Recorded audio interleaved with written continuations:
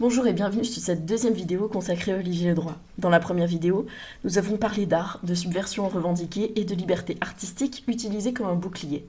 Dans cette deuxième vidéo, nous allons parler d'un sujet beaucoup plus grave. Nous allons parler de la manière dont il parle de l'autisme à travers son association. Alors, pour replacer le contexte, j'en ai parlé très brièvement dans la première partie. Olivier Ledroit possède une association qui permet la promotion d'artistes graphiques autistes. Mais vous allez voir que c'est pas aussi simple. On va parler de qui parle à la place de qui, et de ce qui se passe quand des initiatives présentées comme bienveillantes reposent en réalité sur des cas théoriques obsolètes, voire dangereux. Ce qui suit n'est pas une attaque personnelle, c'est une analyse politique, historique et communautaire, portée par une personne concernée, impliquée quotidiennement dans sa communauté et en lien avec des professionnels qui interviennent auprès de cette communauté. Sur le site de l'association fondée par Olivier Ledroit, on peut lire cette phrase. Mon fils aîné, Zachary, étant lui-même concerné, nous avons pu vivre et comprendre les difficultés que rencontrent les jeunes porteurs de ce syndrome. Cette phrase pose immédiatement un problème fondamental. Non, les parents d'une personne autiste ne vivent pas les difficultés liées à l'autisme. Ils vivent d'autres difficultés, celles de l'accompagnement, du regard social, des institutions, parfois de l'épuisement, mais ils ne vivent pas l'autisme. Affirmer le contraire, même avec de bonnes intentions, relève d'une appropriation expérientielle, ce qu'on appelle communément tirer la couverture à soi, le fait de parler à la place des personnes concernées, en confondant proximité et vécu. C'est un mécanisme central des récits parentaux dominants, et c'est un petit peu un syndrome du personnage principal. L'expression « porteur de ce syndrome » n'est pas non plus anodine. Elle renvoie implicitement non pas au trouble du spectre autistique, tel qu'il est défini aujourd'hui, mais au syndrome d'Asperger. Or, le syndrome d'Asperger a été supprimé du DSM. Pourquoi ? Parce que les personnes ainsi diagnostiquées étaient soit autistes présentant un haut potentiel intellectuel, soit alistes. Et pas d'autre cas, puisque c'était le principe défendu par Asperger. Il n'existait pas de syndrome distinct. Continuer à employer ce vocabulaire, c'est donc s'inscrire dans une conception dépassée, hiérarchisante et scientifiquement abandonnée.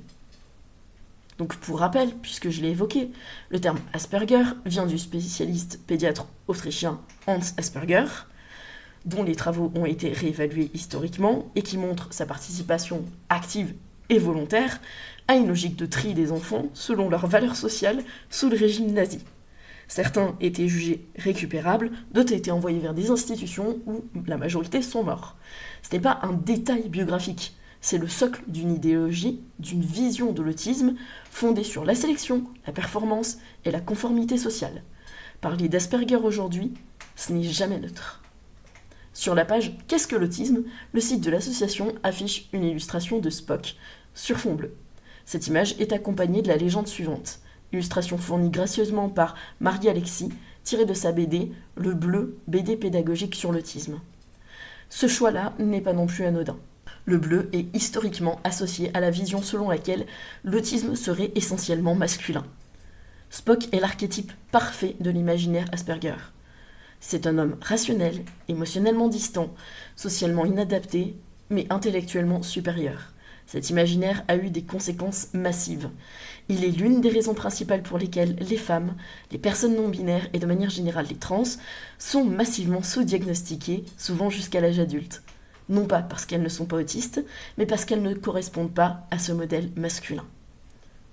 Le site affirme que les caractéristiques peuvent être détectées chez le jeune enfant, mais que, souvent, l'autisme n'est diagnostiqué que bien plus tard.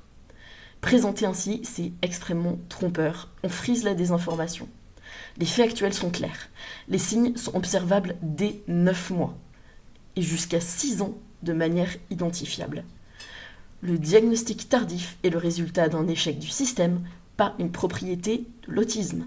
Il est lié au masking, au biais de genre et à des critères historiquement masculins. Il existe aujourd'hui des outils visuels permettant une détection précoce. Ne pas les mentionner, c'est figer l'autisme dans un récit ancien. Encore faudrait-il les connaître, et c'est pas parce qu'on est un autistic parent qu'on est au courant. Encore une fois, c'est le job des personnes concernées, c'est juste dommage du coup de parler à leur place. L'héritage d'Asperger ne s'arrête d'ailleurs pas là. Il s'inscrit dans une filiation idéologique qui passe par Skinner, puis par Lovaas. Lovaas est le père fondateur de l'ABA, une méthode de normalisation comportementale. Les travaux de Skinner puis de Lovaas ont posé les bases de méthodes visant à supprimer les comportements jugés déviants au nom de l'adaptation sociale et de la conformité, en passant par de la programmation comportementale et de la punition. Ces mêmes principes ont ensuite été repris et transposés dans ce que l'on a appelé les thérapies de conversion, notamment à l'encontre des personnes queer. L'ABA est l'un des socles idéologiques de ces pratiques et non leurs conséquences. Aujourd'hui encore, l'ABA reste légal et largement promu dans de nombreux pays, principalement par des parents non autistes, au nom de l'adaptation sociale et de la réussite. Ce cadre pose un problème majeur quand on sait que les liens entre autisme et identité queer, notamment transidentité et agenrisme, sont largement documentés. Dans les visions héritées d'Asperger, puis reprises par Lovaas, ces identités sont perçues comme des déviances à corriger. Ce n'est pas un héritage neutre, il a des conséquences lourdes et documentées. De nombreuses personnes autistes passées par les dispositifs ABA témoignent de traumatismes durables avec des diagnostics de stress post-traumatique complexe et dans les cas les plus graves, des idéations suicidaires, voire des suicides. Si l'on prend au sérieux tout ce cadre idéologique, vocabulaire Asperger, imaginaire masculin, héritage théorique, une contradiction majeure apparaît. L'association ne soutient pas que des hommes artistes. Cela pose donc une question simple. Si l'on adopte réellement le cadre Asperger, une femme ne peut pas être Asperger, une personne non-binaire non plus. Alors que soutient-on exactement ?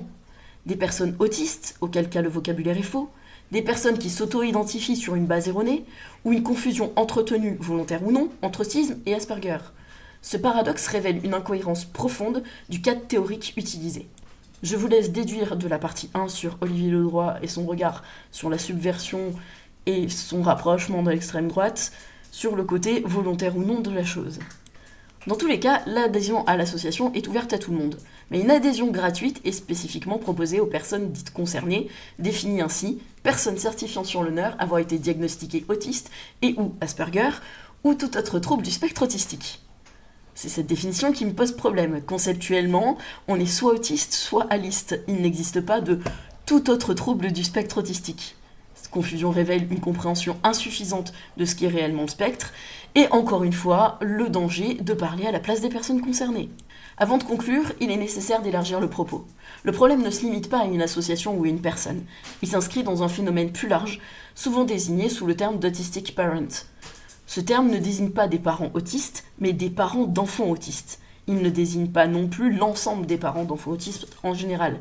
Il désigne un courant discursif dans lequel des parents non autistes parlent au nom de l'autisme, définissent ce qu'est un bon autiste, hiérarchisent les profils et imposent des récits centrés sur la normalisation, la performance et l'adaptation.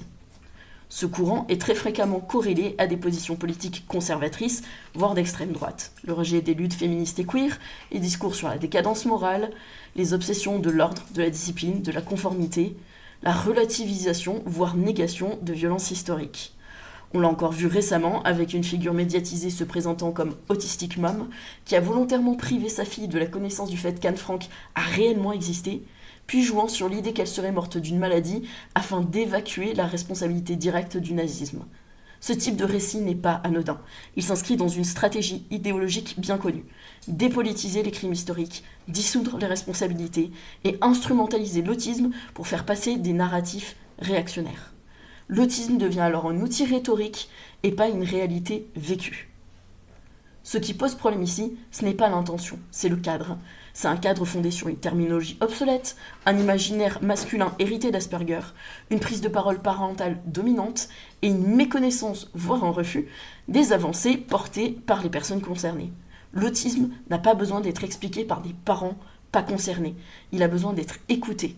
Et tant que les personnes autistes ne seront pas au centre des récits qui les concernent, les violences symboliques continueront, même sous couvert d'art, d'aide ou de bienveillance. Critiquer ces cadres, ce n'est pas attaquer des individus, c'est refuser de perpétuer des récits qui font encore aujourd'hui des dégâts très concrets. Merci d'y réfléchir.